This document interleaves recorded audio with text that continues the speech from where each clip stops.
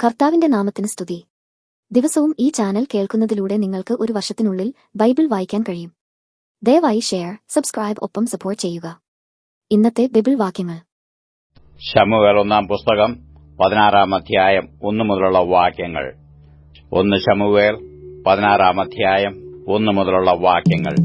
അനന്തരം യഹോവ ശമൂവേലിനോട്, ഇസ്രായേലിലെ രാജസ്ഥാനത്തിൽ നിന്ന് ഞാൻ ശൌലിനെ തള്ളിയെന്ന് അറിഞ്ഞിരിക്കെ നീ അവനെക്കുറിച്ച് എത്രത്തോളം ദുഃഖിക്കും? കൊമ്പിൽ തൈലം നിറച്ച് പുറപ്പെടുക. ഞാൻ നിന്നെ ബേത്ലഹേമിനായ യിശായുടെ അടുക്കൽ അയക്കും. അവന്റെ മക്കളിൽ ഞാൻ ഒരു രാജാവിനെ കണ്ടിരിക്കുന്നു എന്ന് കൽപ്പിച്ചു. അതിന് ശമൂവേൽ, ഞാൻ എങ്ങനെ പോകും? ശൌൽ കേട്ടാൽ എന്നെ കൊല്ലുമെന്ന് പറഞ്ഞു. എന്നാൽ യഹോവ ഒരു പശുക്കിടാവിനെയും കൊണ്ടുചെന്നു, ഞാൻ യഹോവയ്ക്ക് യാഗം കഴിപ്പാൻ വന്നിരിക്കുന്നു എന്ന് പറക. യിശായിയെയും യാഗത്തിന് ക്ഷണിക്ക. നീ ചെയ്യേണ്ടത് എന്തെന്ന് ഞാൻ അന്നേരം നിന്നോട് അറിയിക്കും. ഞാൻ പറഞ്ഞു തരുന്നവനെ നീ എനിക്കായിട്ട് അഭിഷേകം ചെയ്യണം. യഹോവ കൽപ്പിച്ചതുപോലെ ശമൂവേൽ ചെയ്തു. ബേത്ലഹേമിൽ ചെന്നു പട്ടണത്തിലെ മൂപ്പന്മാർ അവന്റെ വരവെങ്കിൽ വിറച്ചുകൊണ്ട് അവനെ എതിരേറ്റു. നിന്റെ വരവ് ശുഭം തന്നെയോ എന്ന് ചോദിച്ചു. അതിനു അവൻ, ശുഭം തന്നെ. ഞാൻ യഹോവയ്ക്ക് യാഗം കഴിപ്പാൻ വന്നിരിക്കുന്നു. നിങ്ങളെ തന്നെ ശുദ്ധീകരിച്ചു എന്നോടുകൂടെ യാഗത്തിന് വരുവീനെന്ന് പറഞ്ഞു. അവൻ യിശായിയെയും അവന്റെ മക്കളെയും ശുദ്ധീകരിച്ചു അവരെയും യാഗത്തിന് ക്ഷണിച്ചു. അവർ വന്നപ്പോൾ അവൻ ഏലിയാബിനെ കണ്ടിട്ട് യഹോവയുടെ മുമ്പാകെ അവന്റെ അഭിഷക്തൻ ഇതാ എന്ന് പറഞ്ഞു. യഹോവ ശമൂവേലിനോട്, അവന്റെ മുഖമോ പൊക്കമോ നോക്കരുത്. ഞാൻ അവനെ തള്ളിയിരിക്കുന്നു. മനുഷ്യൻ നോക്കുന്നതുപോലെയല്ല, മനുഷ്യൻ കണ്ണിന് കാണുന്നത് നോക്കുന്നു, യഹോവയോ ഹൃദയത്തെ നോക്കുന്നു എന്ന് അരുളിച്ചെയ്തു. പിന്നെ യിശായി അബീനാദാബിനെ വിളിച്ചു ശമൂവേലിന്റെ മുമ്പിൽ വരുത്തി. എന്നാറെ അവൻ, യഹോവ ഇവനെയും തിരഞ്ഞെടുത്തിട്ടില്ല എന്ന് പറഞ്ഞു. പിന്നെ യിശായി ശമ്മയെയും വരുത്തി. ഇവനെയും യഹോവ തിരഞ്ഞെടുത്തിട്ടില്ല എന്നു അവൻ പറഞ്ഞു. അങ്ങനെ യിശായി 7 പുത്രന്മാരെ ശമൂവേലിന്റെ മുമ്പിൽ വരുത്തി. എന്നാൽ ശമൂവേൽ യിശായിയോട്, യഹോവ ഇവരെ തിരഞ്ഞെടുത്തിട്ടില്ല എന്ന് പറഞ്ഞു. നിന്റെ പുത്രന്മാർ എല്ലാവരുമായോ എന്ന് ശമൂവേൽ ചോദിച്ചതിന് അവൻ, ഇനിയും ഉള്ളതിൽ ഇളയവനുണ്ട്, അവൻ ആടുകളെ മേയിക്കാകുന്നുവെന്ന് പറഞ്ഞു.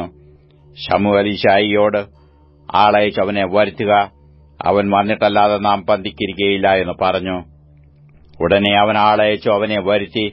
എന്നാൽ അവൻ പവിഴ നിറമുള്ളവനും സുനേത്രനും കോമളരൂപിയുമായിരുന്നു. അപ്പോൾ യഹോവ എഴുന്നേറ്റു അവനെ അഭിഷേകം ചെയ്യുക, ഇവൻ തന്നെയാകുന്നുവെന്ന് കൽപ്പിച്ചു. അങ്ങനെ ശമൂവേൽ തൈലക്കൊമ്പെടുത്തു അവന്റെ സഹോദരന്മാരുടെ നടുവിൽ വെച്ചു അവനെ അഭിഷേകം ചെയ്തു.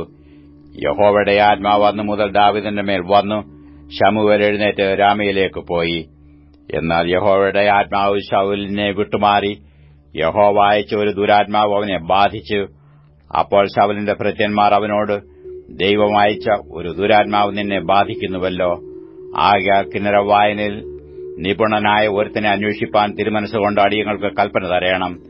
എന്നാൽ ദൈവത്തിങ്കൽ നിന്ന് ദുരാത്മാവ് തിരുമേനിയിൽ വരുമ്പോൾ അവൻ കൈകൊണ്ട് വായിക്കുകയും തിരുമേനിക്ക് ഭേദം വരികയും ചെയ്യുമെന്ന് പറഞ്ഞു.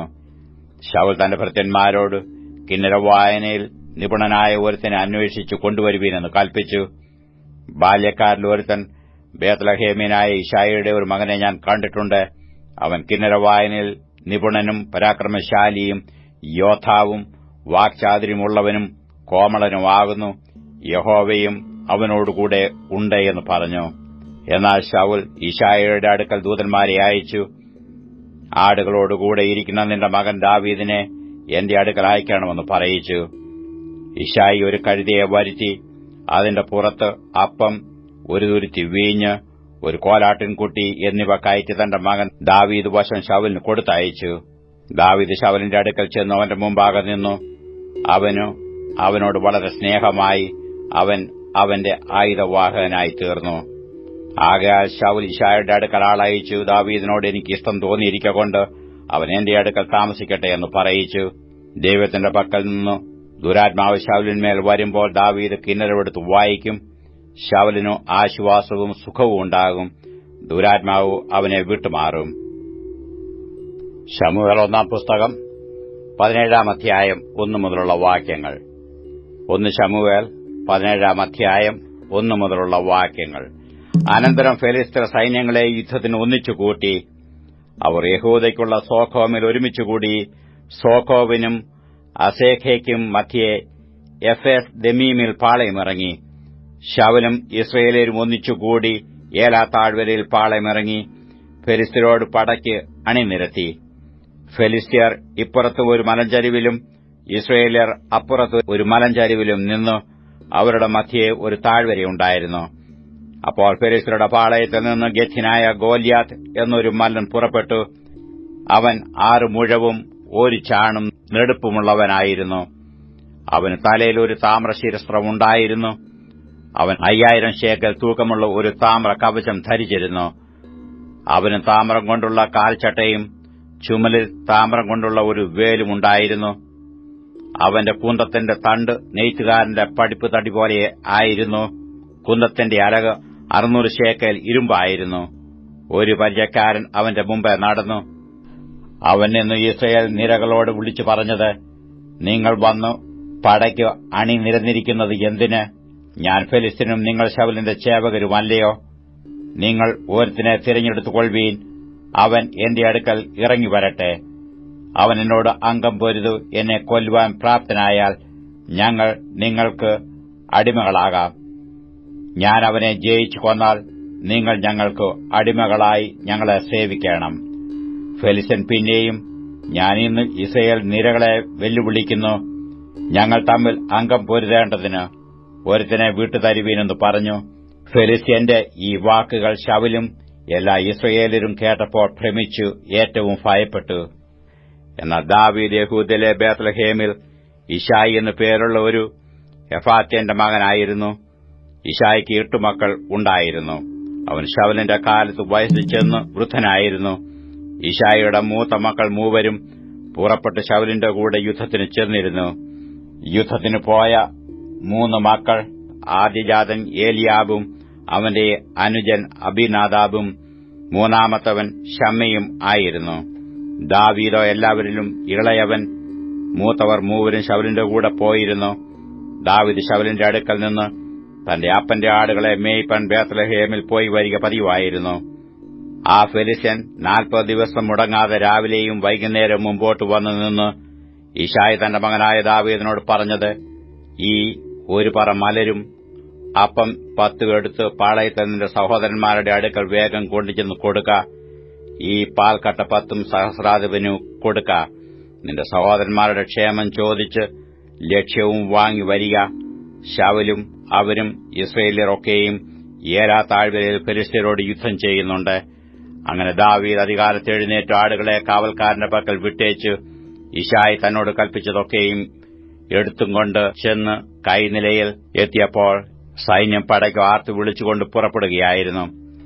ഇസ്രായേലും ഫെലിസ്ത്യരും നേർക്കുനേരെ അണിനിരന്നു നിന്നു. ദാവീദ് തന്റെ സാമാനം പടക്കോപ്പ് സൂക്ഷിക്കുന്നവന്റെ പക്കൽ ഏൽപ്പിച്ചും വെച്ച് അണിയിൽ ഓടിച്ചെന്ന് തന്റെ സഹോദരന്മാരോട് കുശലം ചോദിച്ചു. അവൻ അവരോട് സംസാരിച്ചുകൊണ്ട് നിൽക്കുമ്പോൾ ഗത്യനായ ഗോല്യാത്ത് എന്ന ഫെലിസ്ത്യ മല്ലൻ ഫെലിസ്ത്യരുടെ നിരകളിൽ നിന്ന് പുറപ്പെട്ടു വന്ന മുമ്പിലത്തെ വാക്കുകൾ തന്നെ പറയുന്നത് ദാവീദ് കേട്ടു. അവനെ കണ്ടപ്പോൾ ഇസ്രായേല്യരൊക്കെയും ഏറ്റവും ഭയപ്പെട്ടു അവന്റെ മുമ്പിൽ നിന്ന് ഓടി. എന്നാൽ ഇസ്രായേല്യർ വന്നു നിൽക്കുന്ന ഇവനെ കണ്ടുവോ? അവൻ ഇസ്രായേലിനെ നിന്ദിപ്പാൻ വന്നിരിക്കുന്നു. അവനെ കൊല്ലുന്നവനെ രാജാവ് മഹാസമ്പന്നനാക്കുകയും തന്റെ മകളെ അവന് കൊടുക്കുകയും അവന്റെ പിതൃഭവനത്തിന് ഇസ്രായേലിൽ കരമൊഴിവ് കൽപ്പിച്ചു കൊടുക്കുകയും ചെയ്യുമെന്ന് പറഞ്ഞു. അപ്പോൾ ദാവീദ് തന്റെ അടുക്കൽ നിൽക്കുന്നവരോട്, ഈ ഫെലിസ്ത്യനെ കൊന്ന് ഇസ്രായേലിൽ നിന്ന് നിന്നയെ നീക്കിക്കളയുന്നവന് എന്തു കൊടുക്കും? ജീവനുള്ള ദൈവത്തിന്റെ സേനകളെ നിന്ദിപ്പാൻ ഈ അഗ്രചർമ്മിയായ ഫെലിസ്ത്യൻ ആരെന്ന് പറഞ്ഞു. അതിന് ജനം, അവനെ കൊല്ലുന്നവന് ഇന്നിന്നതൊക്കെയും കൊടുക്കുമെന്ന് അവനോട് ഉത്തരം പറഞ്ഞു. അവരോട് അവൻ സംസാരിക്കുന്നത് അവന്റെ മൂത്ത ജ്യേഷ്ഠൻ എലിയാബ് കേട്ട് ദാവീദിനോട് കോപിച്ചു, നീ ഇവിടെ എന്തിനു വന്നു? മരുഭൂമിയിൽ ആ കുറെ ആടുള്ളത് നീ ആരുടെ പക്കൽ വിട്ടേച്ചു പോന്നു? നിന്റെ അഹങ്കാരവും നികളഭാവവും എനിക്കറിയാം. പട കാണാനല്ലേ നീ വന്നത് എന്ന് പറഞ്ഞു. അതിന് ദാവീദ്, ഞാൻ ഇപ്പോൾ എന്തു ചെയ്തു? ഒരു വാക്കല്ലേ പറഞ്ഞുള്ളൂ എന്ന് പറഞ്ഞു. അവൻ അവനെ വിട്ടുമാറി മറ്റൊരുത്തനോട് അങ്ങനെ തന്നെ ചോദിച്ചു. ജനം മുമ്പിലത്തെ പോലെ തന്നെ ഉത്തരം പറഞ്ഞു. ദാവീദ് പറഞ്ഞ വാക്കുകൾ പരസ്യമായപ്പോൾ ശൌലിനും അറിവ് കിട്ടി. അവൻ അവനെ വിളിച്ചു വരുത്തി. ദാവീദ് ശൌലിനോട്, ഇവന്റെ നിമിത്തം ആരും അധൈര്യപ്പെടേണ്ട. അടിയൻ ചെന്നു ഈ ഫെലിസ്ത്യനോട് അംഗം പൊരുതെന്ന് പറഞ്ഞു. ശൌൽ ദാവീദിനോട്, ഈ ഫെലിസ്ത്യനോട് ചെന്ന് അംഗം പൊരുതുവാൻ നിനക്ക് പ്രാപ്തിയില്ല. നീ ബാലനത്രേ, അവനോ ബാല്യം മുതൽ യോദ്ധാവാകുന്നു എന്ന് പറഞ്ഞു. ദാവീദ് ശൌലിനോട് പറഞ്ഞത്, അടിയൻ അപ്പന്റെ ആടുകളെ മേയിച്ചുകൊണ്ടിരിക്കുമ്പോൾ ഒരിക്കൽ ഒരു സിംഹവും ഒരിക്കൽ ഒരു കരടിയും വന്നു. കൂട്ടത്തിൽ നിന്ന് ആട്ടിൻകുട്ടിയെ പിടിച്ചു.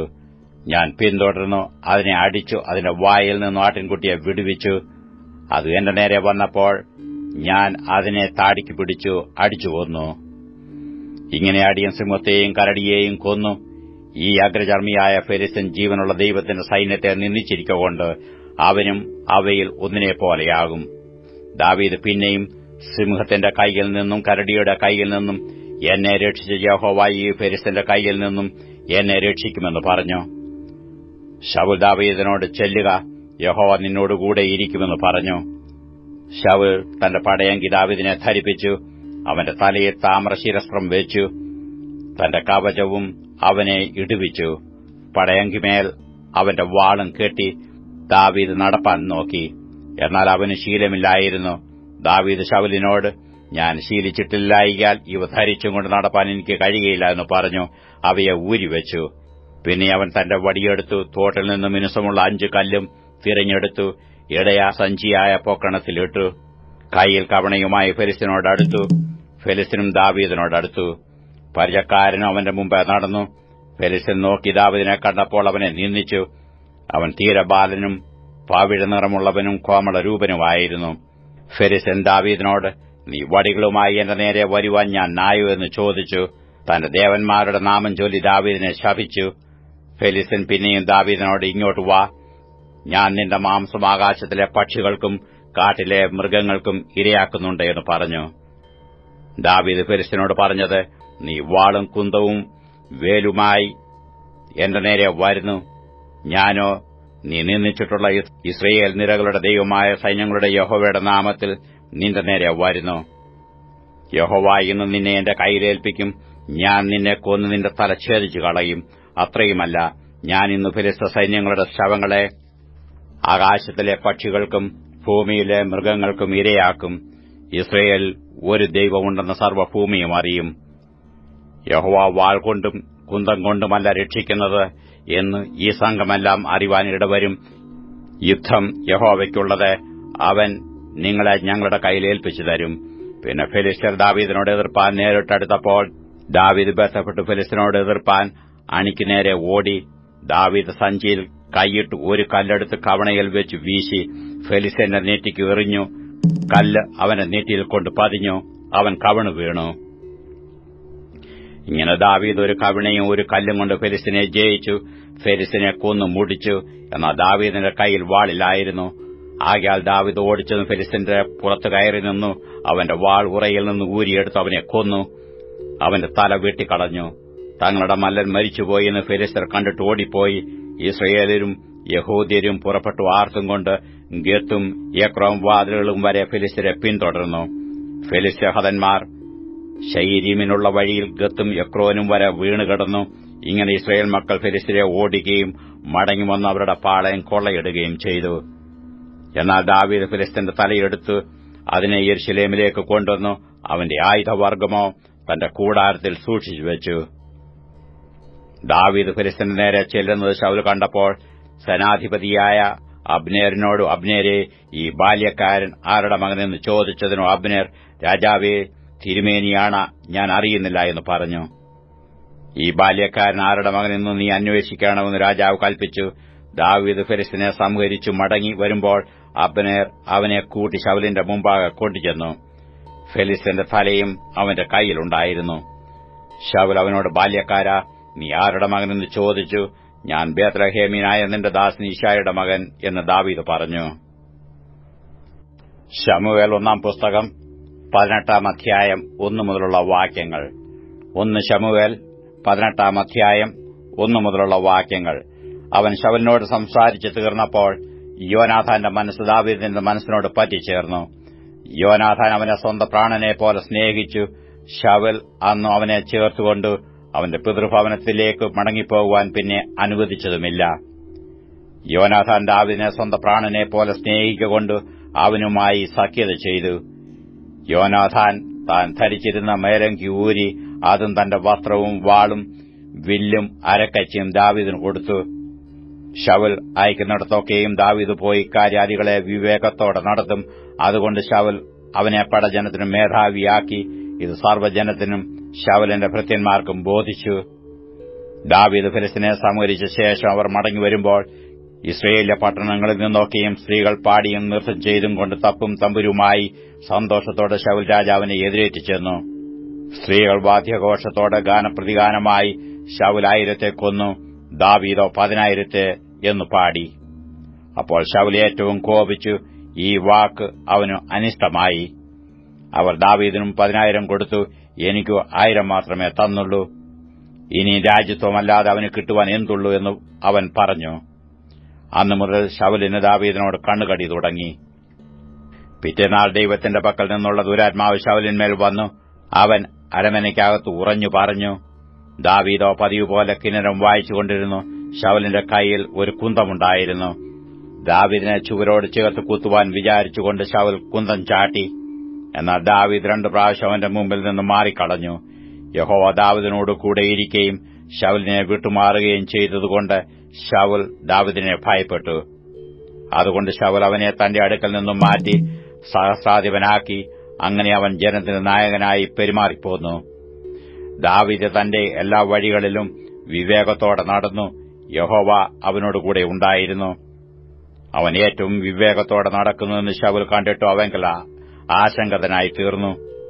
എന്നാൽ ദാവീദ് ഇസ്രയേലിനും യഹൂദയ്ക്കും നായകനായി പെരുമാറിയതുകൊണ്ട് അവരൊക്കെയും അവനെ സ്നേഹിച്ചു. അനന്തരം ശൌൽ ദാവീദിനോട്, എന്റെ മൂത്ത മകൾ മേരബുണ്ടല്ലോ, ഞാൻ അവളെ നിനക്ക് ഭാര്യയായി തരും.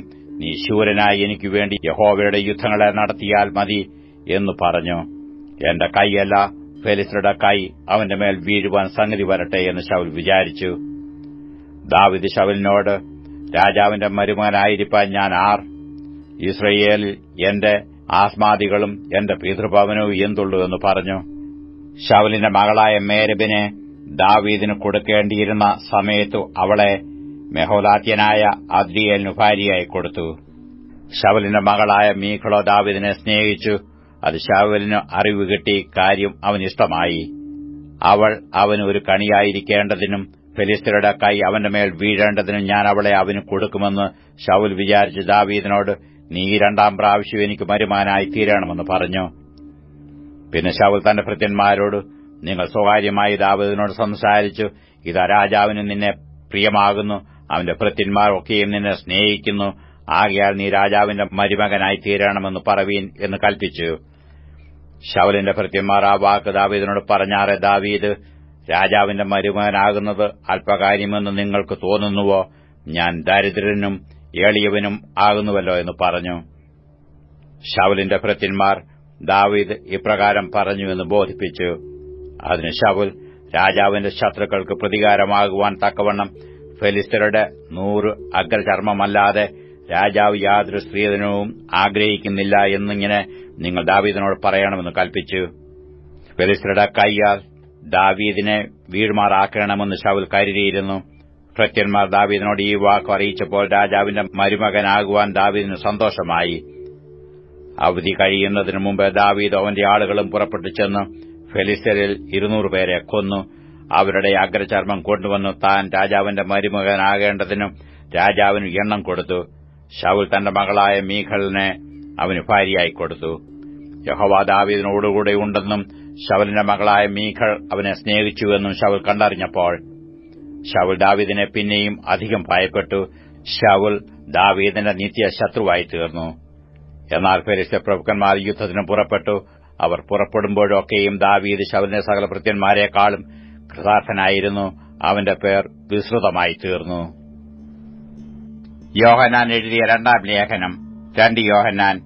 നമ്മിൽ വസിക്കുന്നതും നമ്മോടുകൂടെ എന്നേക്ക് ഇരിക്കുന്നതുമായ സത്യനിമിത്തം ഞാൻ മാത്രമല്ല, സത്യത്തെ അറിഞ്ഞിരിക്കുന്നവർ എല്ലാവരും സത്യത്തിൽ സ്നേഹിക്കുന്ന മാന്യനായകിക്കും മക്കൾക്കും മൂപ്പനായ ഞാൻ എഴുതുന്നത്, പിതാവായ ദൈവത്തിങ്കൽ നിന്നും പിതാവിന്റെ പുത്രനായ യേശുക്രിസ്തുവിങ്കൽ നിന്നും സ്നേഹത്തിലും സത്യത്തിലും കൃപയും കനിവും സമാധാനവും നമ്മോടുകൂടെ ഇരിക്കുമാറാകട്ടെ. നമുക്ക് പിതാവിങ്കൽ നിന്ന് കൽപ്പന ലഭിച്ചതുപോലെ അവിടുത്തെ മക്കളിൽ ചിലർ സത്യത്തിൽ നടക്കുന്നത് ഞാൻ കണ്ടു അത്യന്തം സന്തോഷിച്ചു. ഇനി നായകിയെ നാം അന്യോന്യം സ്നേഹിക്കണം എന്ന് പുതിയ കൽപ്പനയായിട്ടല്ല, ആദ്യം മുതൽ നമുക്കുള്ളതായിട്ട് തന്നെ ഞാൻ അവിടുത്തേക്ക് എഴുതി അപേക്ഷിക്കുന്നു. നാം അവന്റെ കൽപ്പനകളെ അനുസരിച്ച് നടക്കുന്നത് തന്നെ സ്നേഹമാകുന്നു. നിങ്ങൾ ആദ്യം മുതൽ കേട്ടതുപോലെ അനുസരിച്ച് നടപ്പാനുള്ള കൽപ്പന ഇതത്രേ. യേശുക്രിസ്തുവിനെ ജഡത്തിൽ വന്നവൻ എന്ന് സ്വീകരിക്കാത്ത വഞ്ചകന്മാർ പലരും ലോകത്തിലേക്ക് പുറപ്പെട്ടിരിക്കുന്നുവല്ലോ. വഞ്ചകനും എതിർക്രിസ്തുവും ഇങ്ങനെയുള്ളവനാകുന്നു. ഞങ്ങളുടെ പ്രയത്നഫലം കളയാതെ പൂർണ്ണ പ്രതിഫലം പ്രാപിക്കേണ്ടതിന് സൂക്ഷിച്ചുകൊള്ളുവീൻ. ക്രിസ്തുവിന്റെ ഉപദേശത്തിൽ നിലനിൽക്കാതെ അതിൽ കടന്നുപോകുന്ന ഒരുത്തനും ദൈവമില്ല. ഉപദേശത്തിൽ നിലനിൽക്കുന്നവനോ പിതാവും പുത്രനുമുണ്ട്. ഒരുത്തൻ ഈ ഉപദേശവും കൊണ്ടു അല്ലാതെ നിങ്ങളുടെ അടുക്കൽ വരുന്നുവെങ്കിൽ അവനെ വീട്ടിൽ കൈക്കൊള്ളരുത്. അവന് കുശലം പറയുകയും അരുത്. അവന് കുശലം പറയുന്നവൻ അവന്റെ ദുഷ്പ്രവൃത്തികൾക്ക് കൂട്ടാളിയല്ലോ. നിങ്ങൾക്ക് എഴുതുവാൻ പലതുമുണ്ട്, എങ്കിലും കടലാസിലും മഷികൊണ്ടും എഴുതുവാൻ എനിക്ക് മനസ്സില്ല. നിങ്ങളുടെ സന്തോഷം പൂർണ്ണമാകേണ്ടതിന് നിങ്ങളുടെ അടുക്കൽ വന്നു മുഖാമുഖമായി സംസാരിപ്പാൻ ആശിക്കുന്നു. അവിടുത്തെ മാന്യ സഹോദരിയുടെ മക്കൾ വന്ദനം ചൊല്ലുന്നു. 128 സങ്കീർത്തനം 1 മുതലുള്ള വാക്യങ്ങൾ. 128 സങ്കീർത്തനം 1 മുതലുള്ള വാക്യങ്ങൾ. യഹോവയെ ഭയപ്പെട്ടു അവന്റെ വഴികളിൽ നടക്കുന്ന ഏവനും ഭാഗ്യവാൻ. നിന്റെ കൈകളുടെ അധ്വാനഫലം നീ തിന്നും. നീ ഭാഗ്യവാൻ, നിനക്ക് നന്മ വരും. നിന്റെ ഭാര്യ നിന്റെ വീട്ടിനകത്ത് ഫലപ്രദമായ മുന്തിരിവള്ളി പോലെയും നിന്റെ മക്കൾ നിന്റെ മേശയ്ക്ക് ചുറ്റും ഒലിവു തൈകൾ പോലെയും ഇരിക്കും. യഹോവ ഭക്തനായ പുരുഷൻ ഇങ്ങനെ അനുഗ്രഹിക്കപ്പെട്ടവനാകും. യഹോവ സിയോനിൽ നിന്ന് നിന്നെ അനുഗ്രഹിക്കും. നിന്റെ ആയുഷ്കാലമൊക്കെയും നീ യെരൂശലേമിന്റെ നന്മയെ കാണും. നിന്റെ മക്കളുടെ മക്കളെയും നീ കാണും. യിസ്രായേലിന്മേൽ സമാധാനം ഉണ്ടാകട്ടെ.